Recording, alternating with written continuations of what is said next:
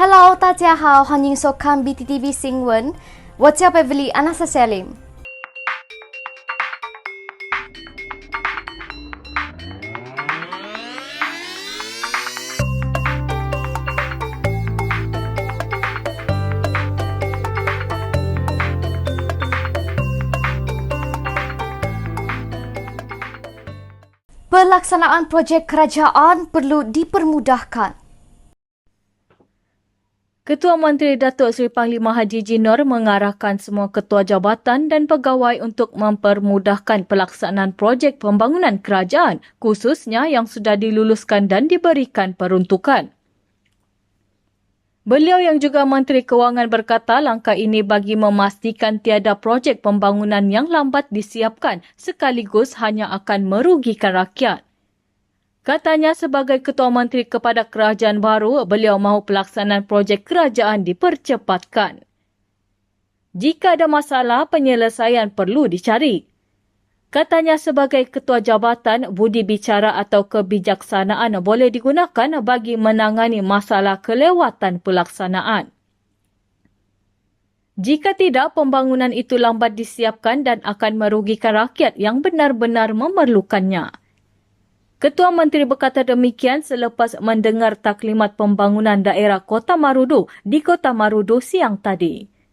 Katanya jangan menjadikan pandemik COVID-19 untuk tidak bergerak langsung.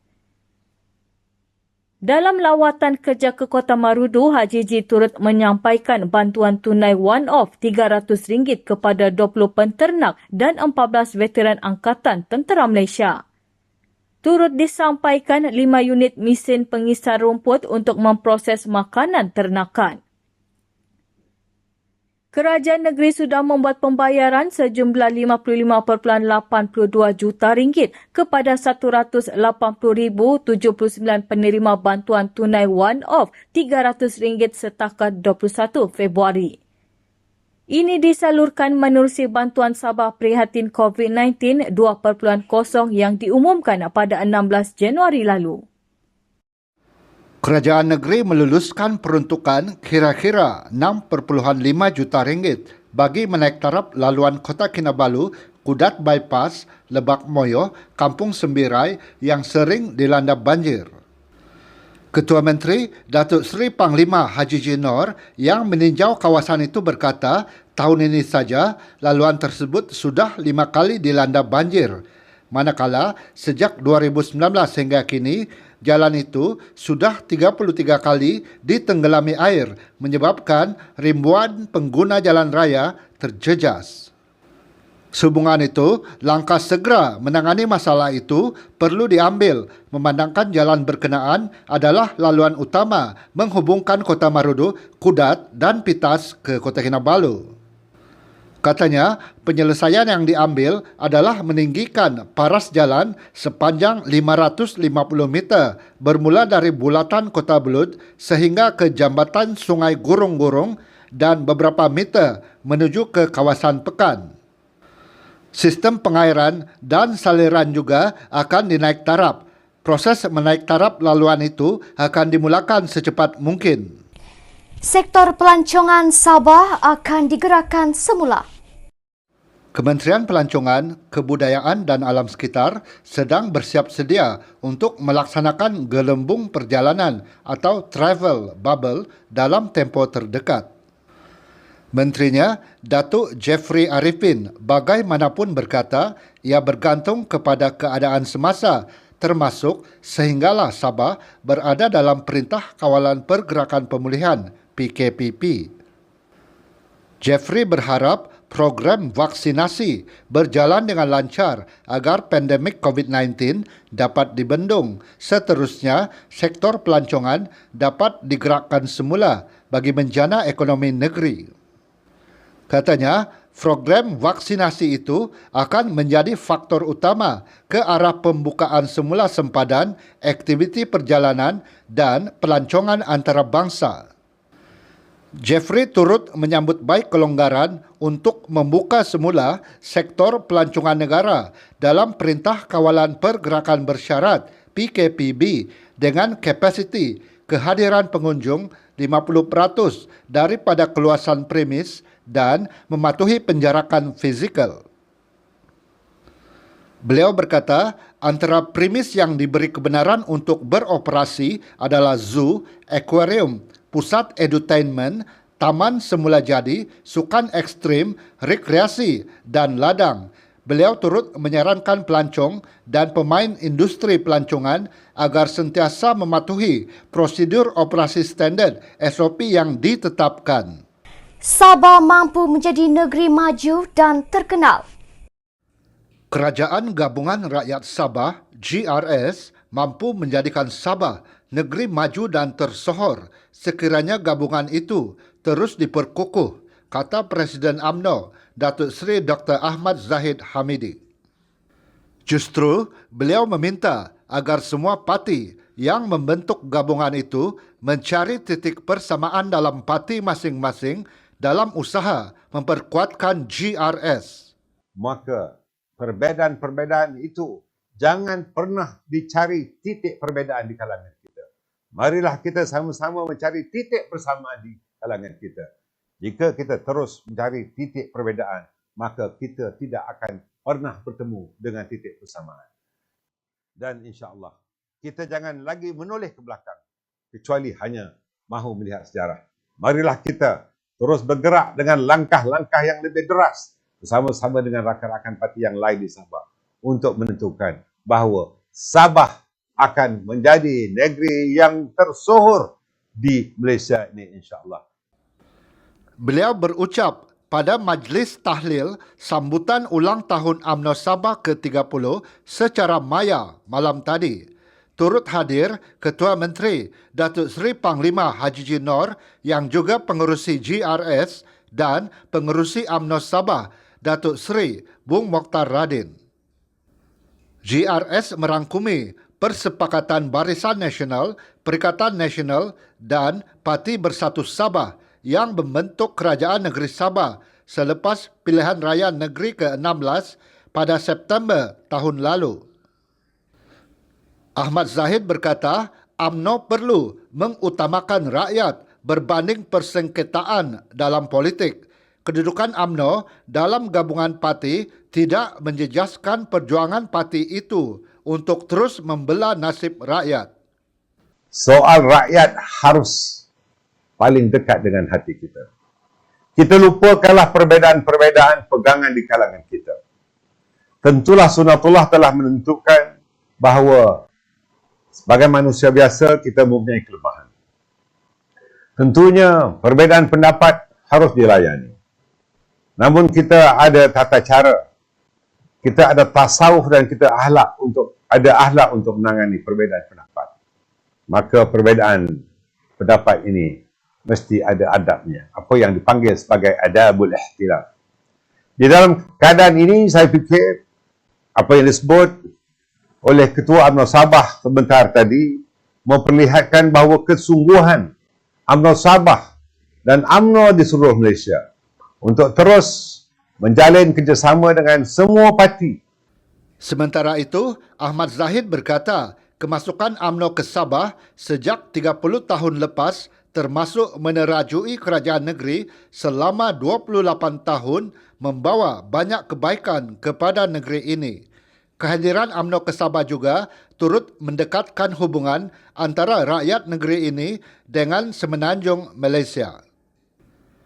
Parti itu juga telah memberi khidmat terbaik kepada rakyat Sabah dengan tumpuan diberikan terhadap aspek pembangunan dan pembaharuan ke arah kemajuan negeri. Kita telah mencapai banyak kejayaan. Biarpun kita menghadapi pelbagai halangan, keperhatian kita sebagai sebuah parti dan selama 28 tahun kita dapat menjadi kerajaan di Sabah.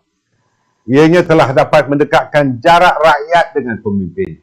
Jarak antara Semenanjung dan Sabah dengan Sarawak. Dan ini tentunya satu manifestasi yang memperlihatkan bagaimana UMNO di Sabah telah memberikan perkhidmatan yang terbaik untuk rakyat keseluruhannya. Industri padi di Sabah dimajukan lagi. Pembinaan Kompleks Pentadbiran Kawasan Pembangunan Pertanian Bersepadu IADA dengan kos RM36 juta akan dilaksanakan tahun ini. Menteri Pertanian dan Industri Makanan Datuk Seri Dr. Ronald Kiandi berkata, pembinaan kompleks itu akan memberi kemudahan kepada kaki tangan IADA Kota Belud untuk merancang dan melaksanakan aktiviti-aktiviti pembangunan kepada pesawah. Di samping itu, kompleks berkenaan juga akan menjadi pusat latihan kepada pesawah bagi meningkatkan ilmu pengetahuan dalam pembangunan industri padi. Beliau berkata, kerja-kerja menambah baik dan membina baru sistem saliran dan pengairan sawah IADA Kota Belud juga akan diteruskan pada tahun ini. Ia bagi membolehkan pesawah di bawah kendalian agensi itu dapat menanam padi 2 kali setahun. Katanya, kerajaan telah memperuntukkan sebanyak RM360 juta bagi melaksanakan kerja-kerja menaik taraf sistem saliran dan pengairan serta kaedah pengurusan tanaman di IADA Kota Belud. Setakat ini, RM160 juta daripadanya telah digunakan. Beliau berkata demikian selepas menyampaikan bantuan mafi prihatin kepada pesawah yang terjejas akibat banjir di IADA Kota Belud kemarin. Dalam program itu, sebanyak 200 kampit beras disumbangkan kepada pesawah terjejas. Beliau berkata, sumbangan berkenaan merupakan tanggungjawab sosial Kementerian Pertanian dan Industri Makanan atau MAFI. MAFI mengumpulkan sumbangan keperluan asas makanan dari agensi di bawahnya, termasuk Padi Beras Nasional Berhad, Bernas. Dr. Ronald turut menyampaikan pampasan banjir bernilai RM264,000 kepada 206 petani akibat bencana banjir pada Oktober tahun lalu. Pampasan itu adalah menerusi tabung bencana tanaman padi. Bantuan kewangan itu merupakan sebahagian daripada RM674,821 jumlah bantuan diserahkan kepada pesawah terjejas banjir tahun lalu. Katanya, MAFI akan terus memperkasa konsep penanaman padi berskala besar bagi meningkatkan hasil penanaman padi serta meningkatkan pendapatan pesawah dan mengurangkan kebergantungan kepada beras import. Peperiksaan sijil pelajaran Malaysia dan sijil vokasional Malaysia bermula hari ini. Pengarah Pendidikan Sabah, Datuk Dr. Mistrin Radin mengingatkan semua petugas peperiksaan dan calon sijil pelajaran Malaysia SPM dan sijil vokasional Malaysia SVM untuk sentiasa menjaga kesihatan sepanjang peperiksaan berlangsung. Katanya, 36,432 orang pelajar SPM dan 738 orang pelajar SVM menduduki peperiksaan bermula hari ini. Ia turut membabitkan 5,305 petugas bagi menjaga peperiksaan SPM dan 88 petugas bagi SVM. Beliau berkata, dalam berdepan pandemik COVID-19, penjagaan kesihatan amat penting sepanjang peperiksaan berlangsung bermula hari ini sehingga 25 Mac. Kepada calon-calon SPM dan SVM di Sabah, Dr. Mistrin mengucapkan selamat menduduki peperiksaan. Ketua Menteri Datuk Seri Panglima Haji Jinor akan menyambut ketibaan vaksin COVID-19 untuk Sabah di lapangan terbang antarabangsa Kota Kinabalu pada 25 Februari ini. Dalam satu kenyataan hari ini, beliau turut mengalu-alukan ketibaan kumpulan pertama bekalan vaksin Pfizer-BioNTech di Malaysia sebagai amat penting dalam usaha membendung penularan pandemik COVID-19. Haji Ji berharap program imunisasi COVID-19 kebangsaan ini akan dapat dilaksanakan dengan teratur bagi memastikan kejayaannya. Menteri Kerajaan Tempatan dan Perumahan Datuk Seri Masidi Manjun berkata, Ketua Menteri dijangka menerima suntikan vaksin COVID-19 selepas perasmian vaksinasi COVID-19 peringkat negeri Sabah yang dijadualkan pada 4 Mac ini. Penghantaran pertama vaksin COVID-19 dijangka tiba di Sabah pada 25 hari bulan Februari ini. 25 hari bulan Februari. Hari Khamis lah yang akan datang. Yang Amat Berhormat Ketua Menteri dijangka akan menerima suntikan vaksin COVID-19 selepas upacara perasmian vaksinasi COVID-19 peringkat negeri Sabah. Yang buat masa ini dirancang untuk 4 hari bulan. Masidi berkata murid yang akan kembali ke asrama dan sekolah pada 1 Mac tidak lagi perlu menjalani ujian saringan COVID-19. Guru-guru yang berisiko juga akan dipertimbangkan untuk menerima suntikan kumpulan pertama vaksin. Dalam perancangan awal fasa 1, program vaksin COVID-19 hanya merangkumi petugas-petugas kesihatan barisan hadapan dari sektor kerajaan dan swasta dan juga petugas-petugas perkhidmatan penting atau essential services dan pertahanan seperti Polis Diraja Malaysia, Angkatan Tentera Malaysia, Jabatan Bomba dan Penyelamat dan Jabatan Immigration. Namun begitu, Kerajaan Negeri Sabah akan membuat pertimbangan teliti terhadap isu pemberian suntikan dalam fasa 1 kepada guru-guru yang mempunyai komorbiditi kesihatan dan faktor-faktor risiko yang lain. Sementara itu, kes positif baharu COVID-19 di Sabah meningkat dengan 110 kes dilaporkan hari ini berbanding 85 kes semalam menjadikan jumlah kumulatif kini 52,174 kes. Sebagian besar penyumbang kepada penambahan itu ialah satu kluster lama yang masih aktif di sebuah ladang kelapa sawit di Sungai Pin, Kinabatangan. Dan hari ini mencatatkan 30 kes daripada Kinabatangan.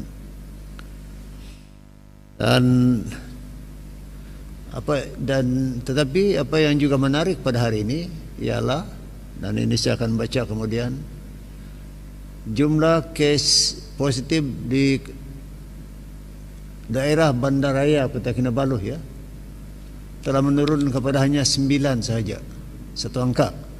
Dan bagi saya ini adalah satu angka yang signifikan, dan harapan saya ialah kita di sekitar, khususnya mereka yang tinggal di daerah Kota Kinabalu ini akan terus mengamalkan penggunaan ataupun pematuhan kepada SOP agar kita dapat terus menurunkan angka kes baru bukan saja di Kota Kinabalu tetapi di tempat-tempat lain di Sabah.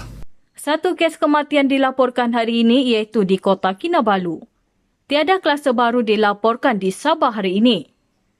Perintah Kawalan Pergerakan diperketatkan PKPD dilaksanakan di Kampung Tanah Merah, Kota Marudu bermula esok sehingga 8 Mac melibatkan 545 penduduk.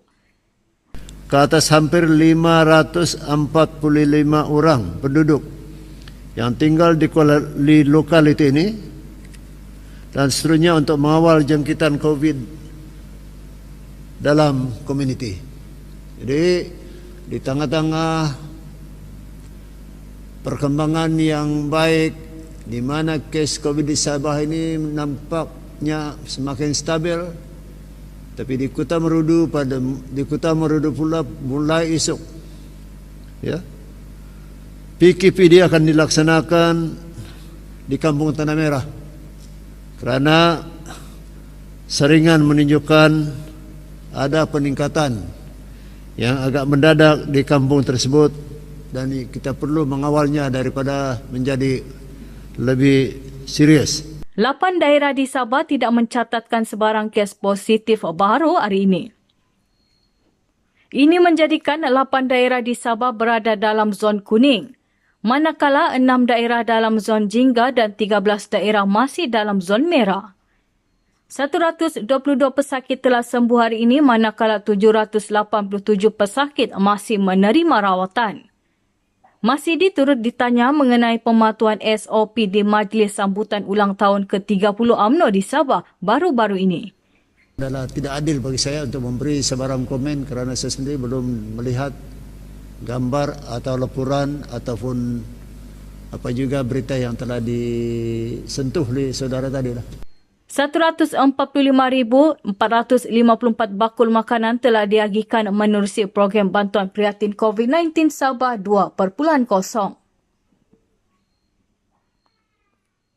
Wan An, 再见。